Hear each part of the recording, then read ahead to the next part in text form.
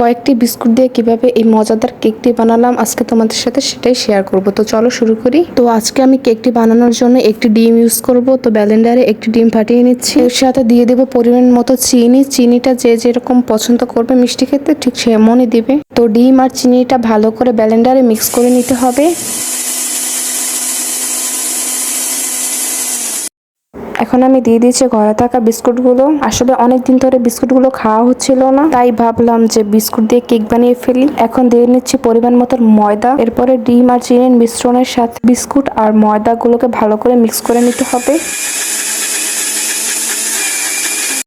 এই তো পুরোপুরি আমার মিক্স করা কমপ্লিট। ঠিক ঘনত্বটা এরকম হয়েছে। এখন কেক যে পাত্রে বসাবো সেই পাত্রে আগে থেকে আমি তেল ব্রাশ করে কাগজ দিয়ে মুড়িয়ে নিয়েছি। এখন এই কেকের মিশ্রণটাকে আমি ঢেলে দিচ্ছি। এখন একটা পুরাতন কড়াইয়ে আমি বালুগুলোকে গরম করে একটি স্ট্যান্ড বসিয়ে দিয়েছি, তার মধ্যে এখন কেকের পাত্রটি বসিয়ে দিচ্ছি। এরপরে কেকের পাত্রটি ঢেকে দিচ্ছি, তারপরে বড় একটি ঢাকনা দিয়ে পুরো পাত্রটাকেই ঢেকে দিচ্ছি। প্রায় 40 মিনিটের মতো পুরোপুরি কেকটি হওয়ার জন্য অপেক্ষা করতে হবে। ফিরে আসলাম 40 মিনিট পর। দেখো কতটা ফুলে উঠেছে কেকটা, আর দেখতেও কতটা ইয়ামি হয়েছে। এখন কেকটাকে চুলা থেকে নামিয়ে পরিবেশন করব। তো কেকের নিচে যে কাগজগুলো ছিল সেগুলোকে উঠিয়ে নিচ্ছি।